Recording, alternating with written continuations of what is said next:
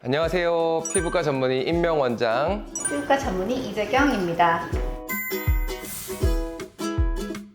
재경 원장님은 이 주사 민감성 환자를 치료할 때 가장 중요한 게 뭐라고 생각하세요? 모낭충이나 염증을 조절하기 위한 약물도 중요하고요. 혈관을 타겟하는 레이저도 중요하죠.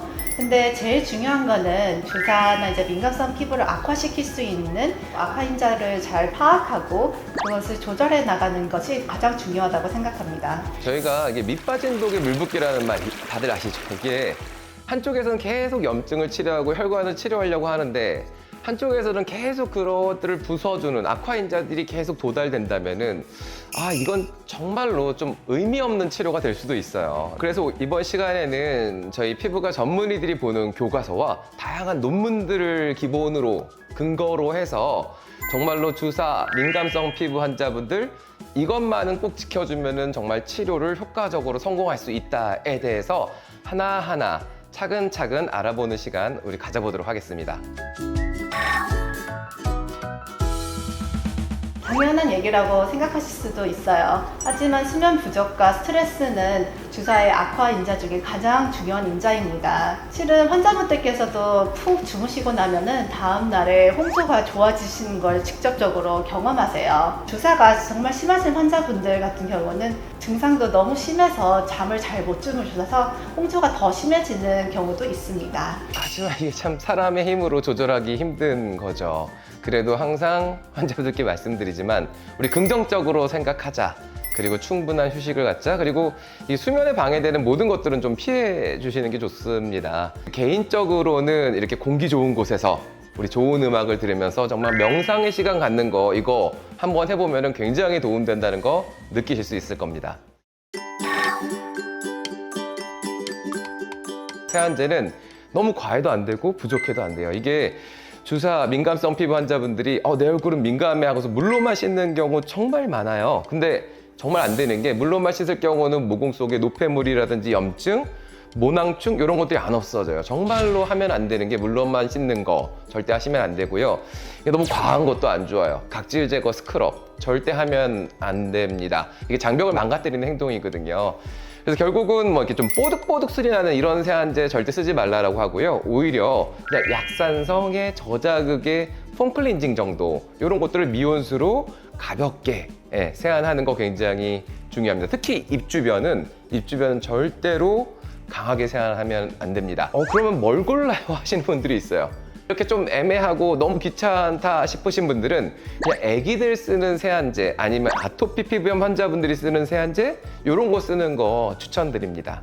요즘에는 워낙 좋은 비누들도 많이 나와요. 천연 비누도 있고 한데 그런 것들을 사용하시는 것들에 대해서는 어떻게 생각하세요? 정말 많이들 물어보세요. 정말 많이들 물어보는데 의사들마다 호불호가 좀 갈릴 수 있는데 저는 반대합니다. 왜냐면은 이게 성분이 아무리 좋아도 비누는 만드는 과정 중에서 이게 알칼리화가 진행돼요. 우리 장벽은 약산성을 유지해야 되는데 이게 장벽을 망가뜨리는 행동이 되겠죠. 요즘 뭐 중성 비누도 있다라고는 하지만 결국은 그냥 우리 피부 장벽의 약산성을 유지시켜 줄 수 있는 약산성의 저자극 폼클렌징 쓰는 게 베스트다라고 생각을 합니다. 세안제만큼 중요한 거는 화장품이라고 생각해요. 그 홍조를 가리기 위해서 환자분들께서 비비크림이나 아니면 정말 두꺼운 파운데이션을 사용하시는 경우가 많은데요. 화장품 자체로만으로도 염증을 유발시킬 뿐만이 아니라 모공을 막으면서 모낭충을 더 악화시킬 수가 있습니다. 또 이런 화장품을 지우기 위해서 강한 세안제를 사용하기 때문에 그걸로 통해 장벽도 무너지고 염증이 더 악화돼서 주사가 더 악화되는 경우도 있습니다. 어떻게 평생 화장을 안 하냐 뭐 이렇게 너무 그걸로도 스트레스가 받을 수 있는데 그럴 땐 어떻게 말씀하시나요? 저도 여자로서 얼마나 화장이 중요하고 필요한지 알아요. 그렇기 때문에 주사로 이제 처음 저한테 진료 받으시는 환자분들한테 꼭 이렇게 설명드립니다. 최소한 염증기가 조절되는 기간, 보통 2달에서 4달 동안은 화장을 멈추실 수 있다면 멈춰달라고 부탁을 드리고요. 아니면 최소로 정말 필요할 때만 꼭 하시라고 말씀을 드립니다. 그 이후로는 피부 장벽이 튼튼해지고 괜찮아졌을 때는 서서히 화장을 조금씩 해주셔도 크게 문제가 되지 않거든요. 정말 해야 될 경우 생기잖아요. 우리가 정말 중요한 일이 갑자기 있을 때 어쩔 수 없이 해야 될 때는 우리가 이제 커버력이 강한 액체 형태의 그런 파운데이션보다, 쿠션보다는 차라리 이렇게 파우더 형태, 고체 파우더 형태의 그런 제품들 쓰는 거 추천드리고요.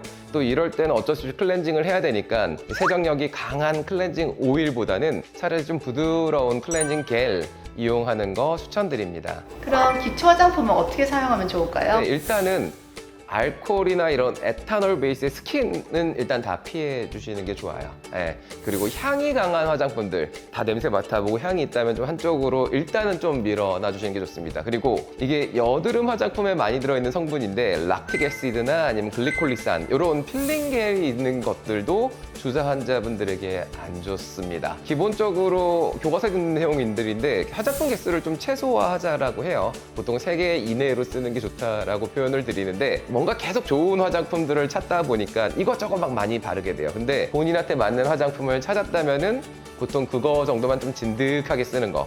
하지만 뭐 정 바꾸고 싶다라고 한다면은 새로운 화장품들은 항상 이렇게 한쪽 볼의 일부분만 며칠 발라보고 자극 없으면 전체적으로 가주는 이런 것들도 좋은 방법이고요. 아우 나는 너무 귀찮아요 선생님 뭐 그냥 아예 모르겠어요 뭘 골라요 하시는 분들은 그냥 아토피 피부염 전용 보습제 이런 것들 써주면 그냥 가장 무난하게 쓸 수 있습니다.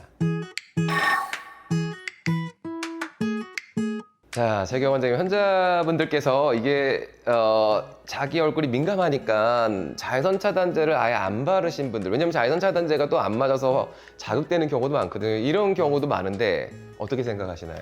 실제로 보면은 환자분들께서 선크림을 바르고 따갑고 가렵기 때문에 안 바르시는 경우가 많더라고요. 교과서나 논문에서는 자외선 노출이 주사의 악화인자 중에 제일 중요한 부분이라고 강조하는 얘기가 있어요. 그렇기 때문에 환자분한테 알맞는 선크림을 구매하셔서 꼭 바르시는 게 중요합니다. 그러면은 어떤 선크림을 보통 추천해 주시나요? 민감성을 유발시킬 수 있는 유기자차보다는 무기자차로 추천해드려요.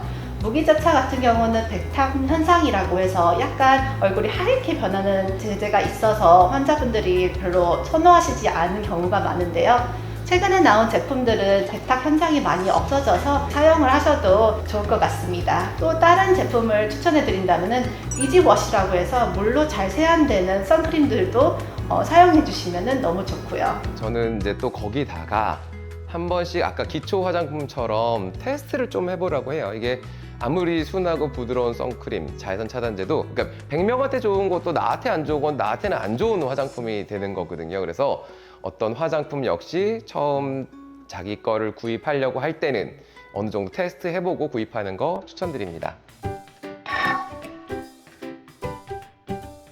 헤어 관련된 제품들도 사용하시는 거 되게 조심해 주셔야 돼요. 근데 환자분들께서 이렇게 생각하실 수 있어요. 내가 얼굴에 바르는 제품들도 아닌데 왜 조심해야 되나요? 라고 물어보실 수가 있는데요. 머리를 감으면서 물로 흘러내리기 때문에 또한 저희 얼굴에 영향이 갈 수가 있어서 가급적이면은 파마나 염색 그리고 헤어 제품들은 정말 조심해서 그리고 가능하시다면은 피해 주시는 것을 추천해 드립니다. 그리고 세안하는 순서는 샴푸, 린스, 그 다음에 마지막 단계에서 세안하시는 것을 추천해 드려요. 이렇게 염색이나 펌, 스타일링 제품 이외에도 샴푸 린스도 좀 안 좋아요. 이게 샴푸 린스가 모발에는 분명히 모발 건강에는 좋지만 피부 장벽을 좀 부숴주는 성분들이 꽤 들어와 있습니다. 그래서 항상 우리가 머리 감는 습관도 중요한데 머리 감을 땐 최대한 많이 헹궈주는 거 필요하고요. 젖은 머리 닿는 게 되게 안 좋거든요. 그래서 머리 감고 나서는 최대한 짧은 시간 안에 많이 바짝 말려주는 거 이것도 하나의 꿀팁입니다.